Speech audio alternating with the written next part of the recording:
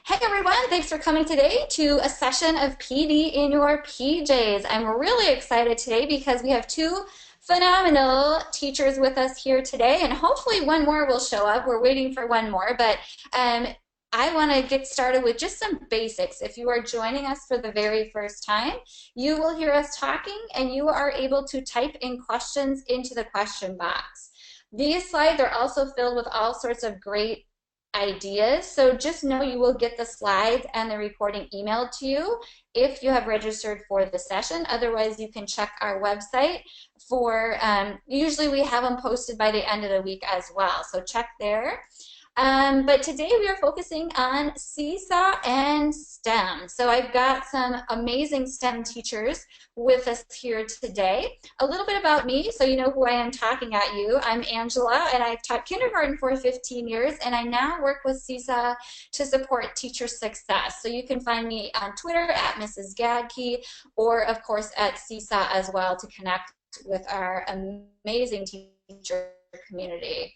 So our first guest is Jared Knipper, and Jared is an innovation and inquiry instructional coach. He is a former kindergarten teacher. He was in kindergarten for 4 years. He is from Indiana, and they have, K2 has iPads, 4-5 is using Chromebooks.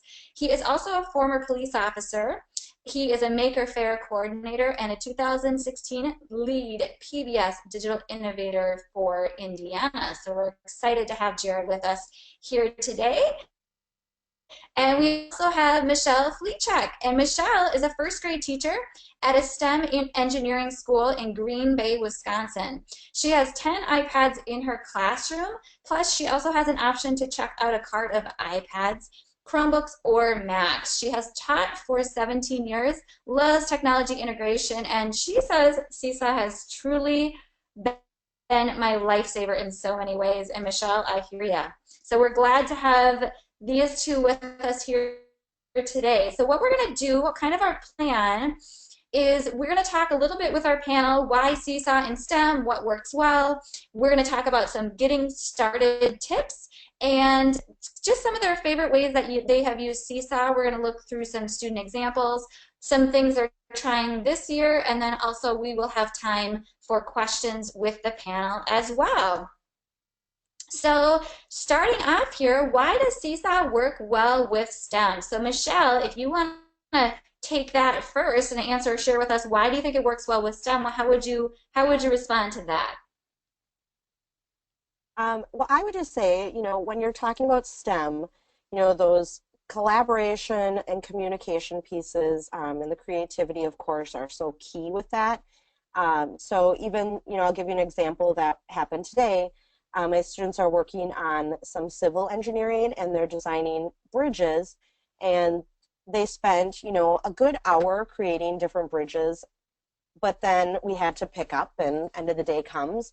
So they were able to take, a video or photo and explain their bridge. And even though we had to take it apart, disassemble it, now they have a piece of a way to communicate with others and to remember what they did. So I just love that communication piece with it, so that they can learn and grow from what they're doing.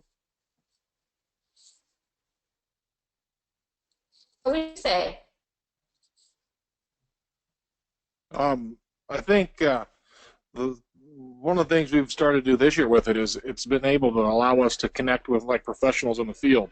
So for one of the engineering projects we had for a 3D printing project, I was able to share Seesaw with a teacher's husband, who's an engineer for a Biomet, who's a company around us that does 3D or prosthetic limbs and design. And so he was able to take pictures of things like in his workshop and what he's working on. The kids were able to see, make notes, and converse with him as far as what he's doing and what they're working on in class. Was kind of a similar project, so that was kind of a neat way we use it this year. But what I like about it is we're all held to the standards and things like that we have to teach, and STEM has been a really great way to kind of prove what your kids know based on the content that you're required to teach them.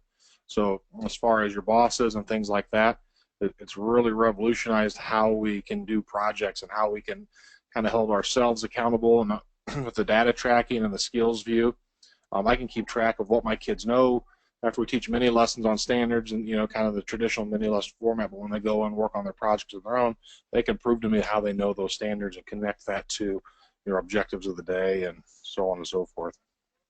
And I love that point too, Jared, that you're saying is because I think a lot of times teachers that maybe, you are both very engrossed in STEM in your particular schools, but I think some, if a teacher is listening in and they really maybe are the standalone teacher that's really interested in integrating STEM, I think a lot of times one of the roadblocks or barriers is sometimes they get feedback like, well, I don't have time for that, or how do you possibly fit that in? And I just appreciate what you're saying in terms of there's so many skills and standards and benchmarks that you are hitting when you are incorporating STEM into your daily learning in your classroom.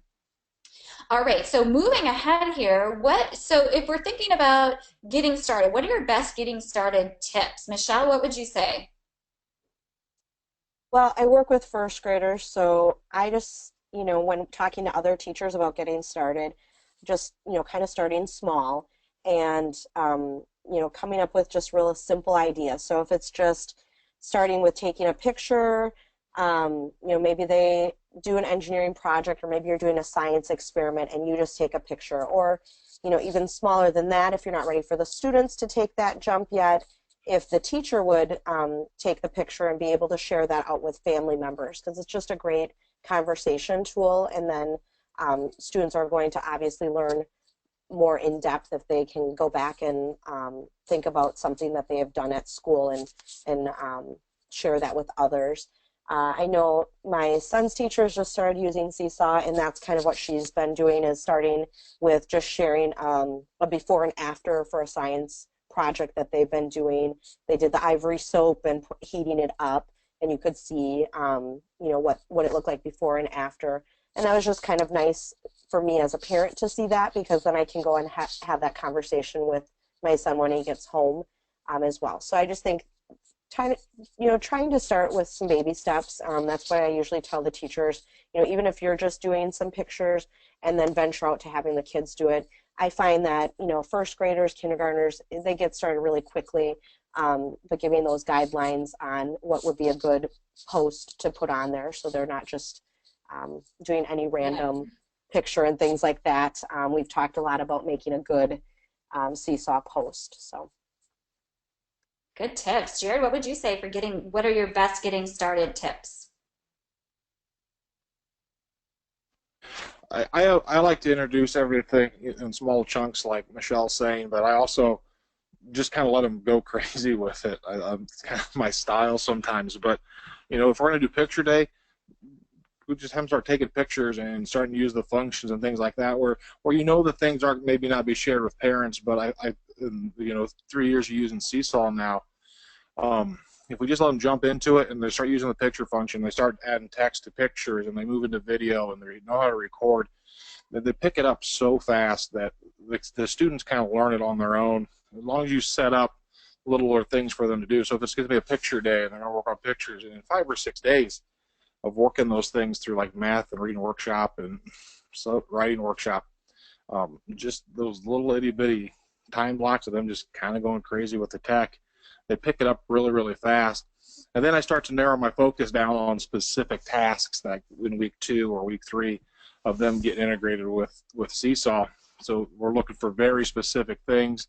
And after we do station work or unit work, we bring them back and we share good examples of what we're looking for in work, especially when we tie it to like science and engineering standards, what kinds of standards they can tell us in their learning or text. I mean, even kids as young as K1 can articulate with that recording feature in Seesaw what they've learned in those specific stations. So,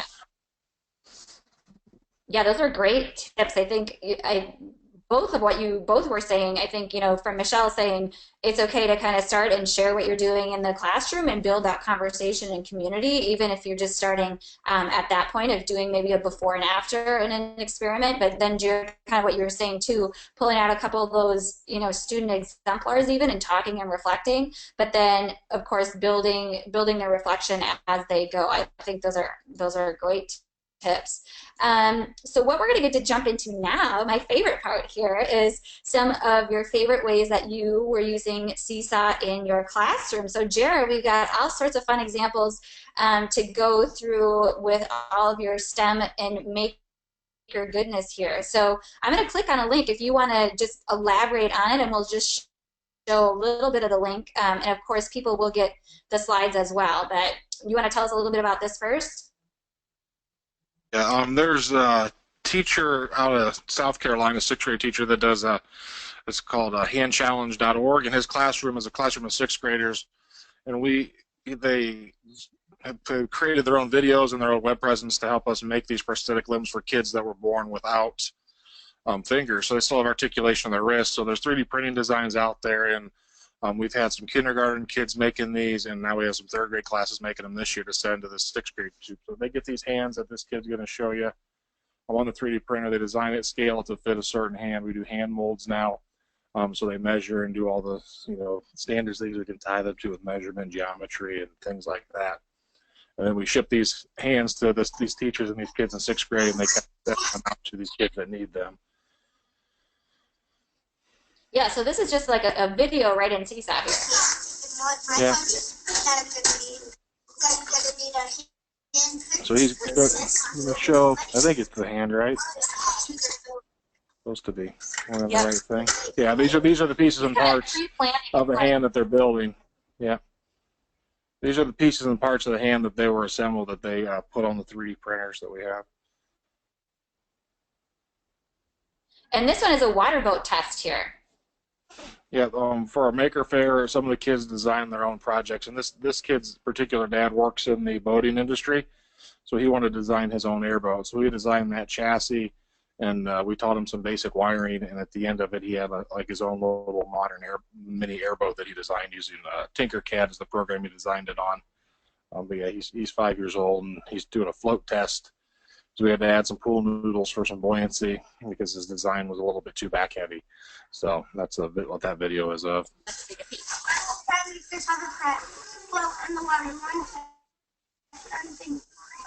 And these are recorded by other students during Seesaw, so using Seesaw. So he's got another student recording what he's doing during class time.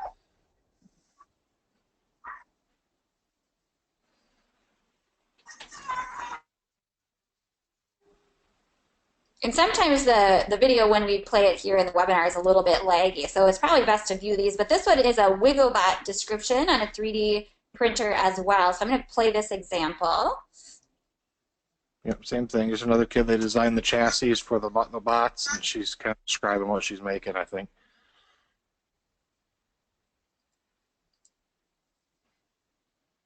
We'll see if it's going to cooperate here with my Wi-Fi. It's really thinking hard here today. But so what I love about this, what I love about this in all these examples that you'll be able to watch when you get the slides is there's a lot of thinking that happens in the moment that I think if students don't have that opportunity to reflect in the moment or right after, they lose that opportunity. Especially, I've worked with very young kindergartners. Having that opportunity to actually pause and stop and think, to rethink what they're doing or redesign was huge. What I noticed in my classroom too. Yeah, and Seesaw, with using Seesaw, gives you the ability as a teacher to walk away, and it's amazing what kids will do when you're not there.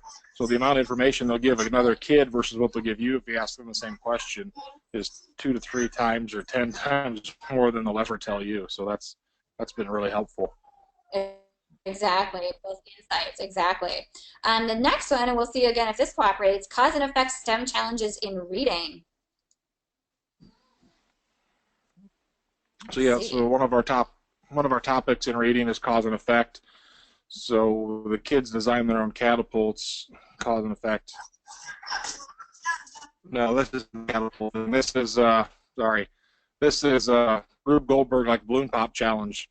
So they had to create a machine that would cause a chain reaction of events, much like in the story. So this was kind of our STEM challenge that went along with our reading unit of every action.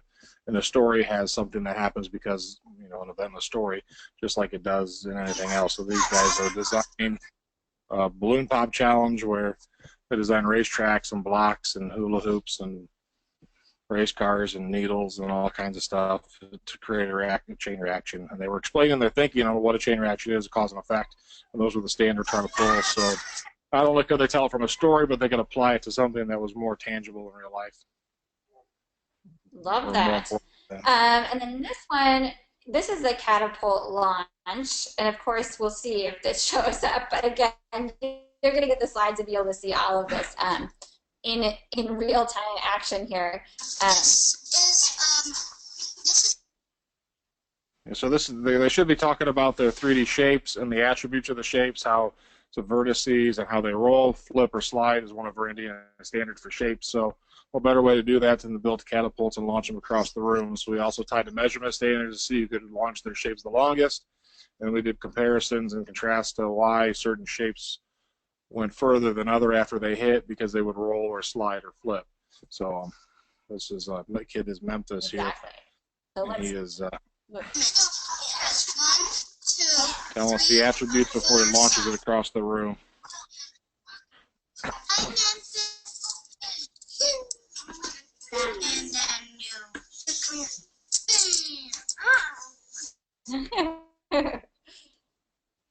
And then Lego Story Starter writing. Yep, we like to get our kid, especially the younger kids, but even our third grade kids now, I don't know, maybe we'll talk about that next, are going to be doing like stop motion animation using Seesaw's other thing, Shadow Puppet. Here in a few, this next week, they're finishing them up. But in kindergarten, getting those kids just building stuff and trying to write smaller stories like My Dog Is in My House. I mean, that's like week 2 or 3 of kindergarten last year. So they love building those stories. It gives them a little more hands-on. And those story starter kits have so many different options as far as fairy tales and different genres of writing they can do. And then Seesaw allows them to write their first sentences using something they're pretty familiar with in Legos. Love that. And Jared has all sorts of great things that he's linked here as well on the slide. So he's got other videos showing STEM things that they've documented, Maker's Fair, school invite, all sorts of fun things. So Jared, is there one of these that you want me to go into right now? What would you pick? Probably the Maker Fair event day. That kind of shows like the culmination. We just did kindergarten last year and expanded the entire school this year in my new role. So this is just kind of our 4 kindergarten classrooms and some of their inventions and race cars and things they did. With all these little challenges we had in readers and writers and math workshop that kind of culminated to this public showcase of everything that they had done throughout the year. So this year we're going to have it. It's going to be May 18th. We got food trucks and the whole school involved, and it's hopefully going to be a pretty big event. But we're just getting it all rolling. And my Wi-Fi is not cooperating, so you guys will have to check the slides for sure. So thanks, Jared. Michelle, you have some ideas as well. I'm going to open it up, and you can start describing it as we get it going here, since it's being so slow for some reason. Those are some great ideas, Jared. I appreciate those. So just some things that I use Seesaw a lot. Like Jared was saying, this is something that has saved me so much time on my end because before Seesaw, it's baffling to think all the things I had to do to share different videos, and it was all me doing it. And now it's, the kids are in control of it.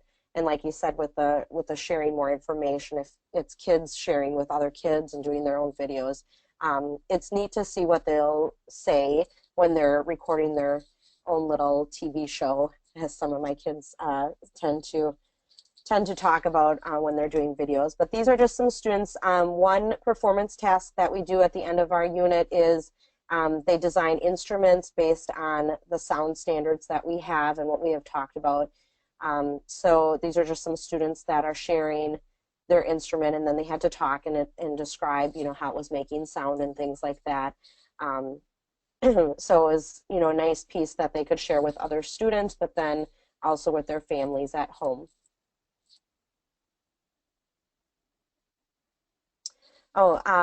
This was just a piece that is kind of showing how Seesaw has helped us kind of communicate with outside sources. This was an author. My kids do wonder projects or genius hour, and so one way that I have learned to kind of clone myself so my students can have different resources that are safe and fit with their topic. And at this young age, they need, a little more help kind of guiding them to the right resources. So I used, folders on Seesaw so that they knew different links and things that they could go directly to that I knew would be safe and help them get their research. And then this was just a few students that had been talking through a Google Hangout with an author. And it was just kind of helps open up some of those things for the students. And they were asking them questions on their wonder topic. Longest and most jelly Tentacles? tentacles. Like how? It's just nice because a lot of times they forget, what Oh, yeah. what the person said to them, and so this was something, they could go back to Seesaw, they could watch it again, they could take some more notes, because that's really hard for them to do in the moment. And then we have just a nice, easy place to go to where they can find that information.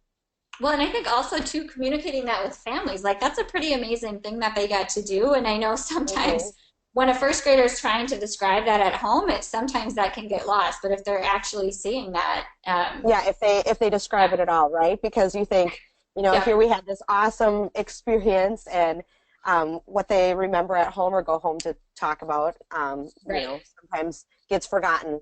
exactly. That I think has been the biggest, my favorite thing about Seesaw, and I'll hear parents all the time say to me, I've never had a teacher communicate so well to us, and we know, really everything that's going on. Right. So I just think that's been a great thing.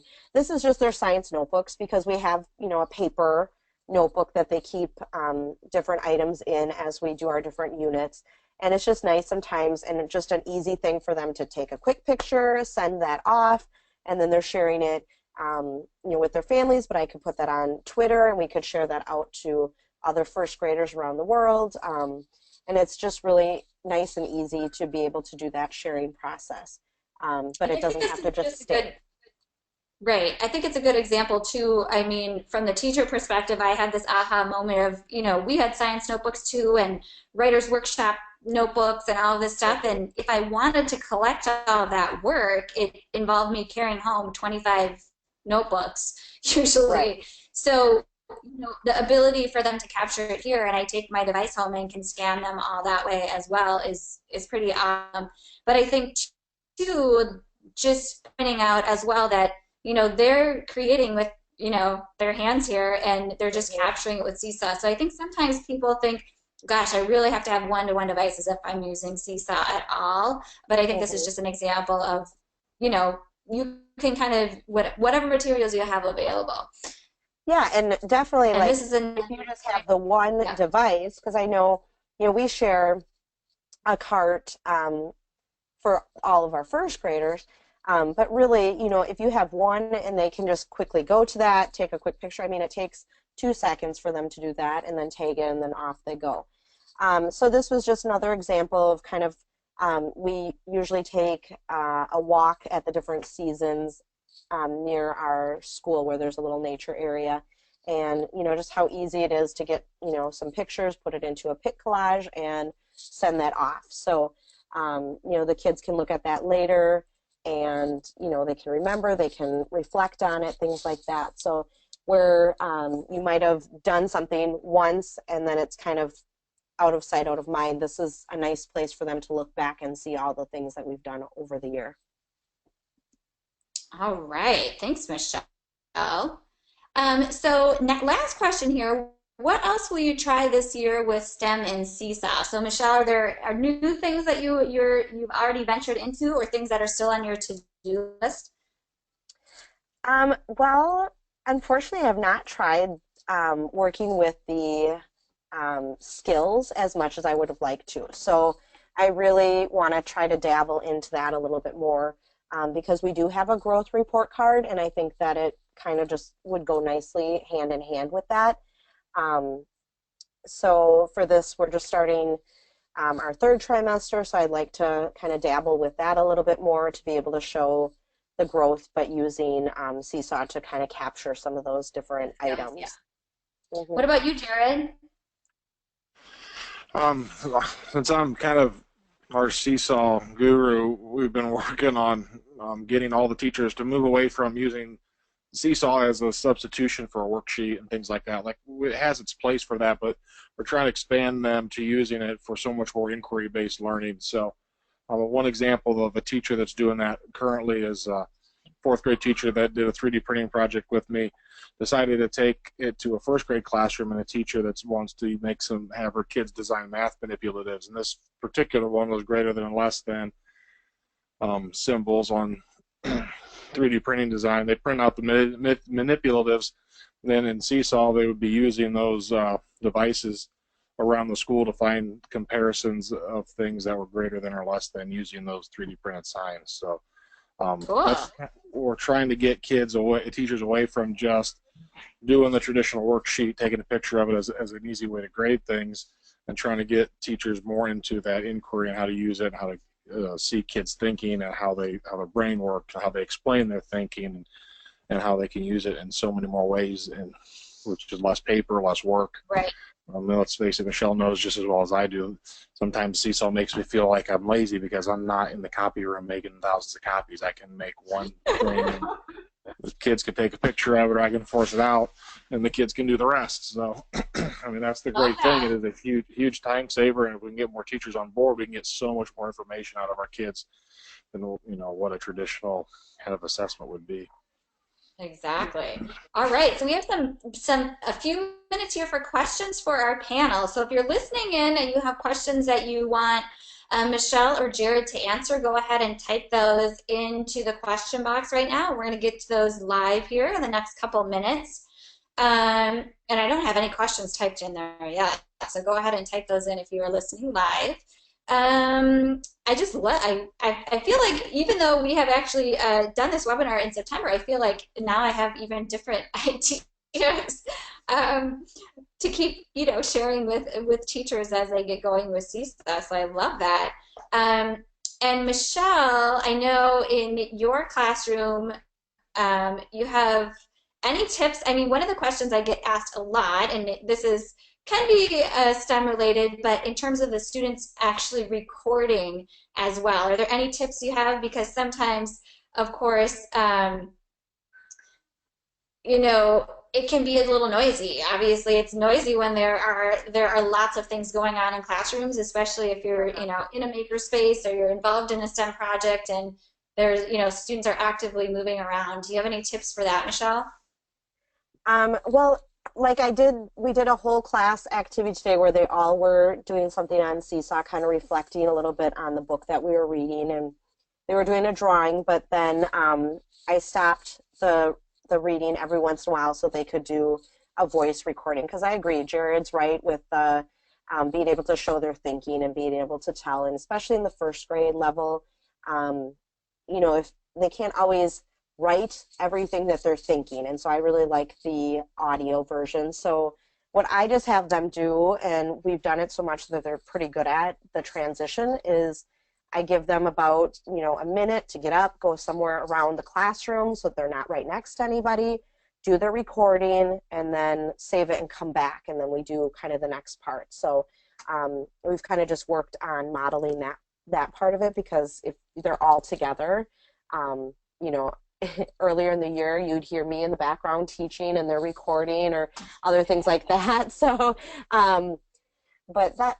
so I think that's just kind of something you have to figure out, how to get them to be able to kind of be in their own space and come back. We don't use, I would like to get some headsets, like kind of those retro ones that are like the old telephone receivers, because I've heard that those really capture the sound a little bit better, but right now I don't have any recording things, so they just are recording right through it. And we talk a lot about, we can't hear the student, as well as we'd like to when we're sharing it on our smart boards. So, I mean, those are just conversations I think that they just get better at through the year.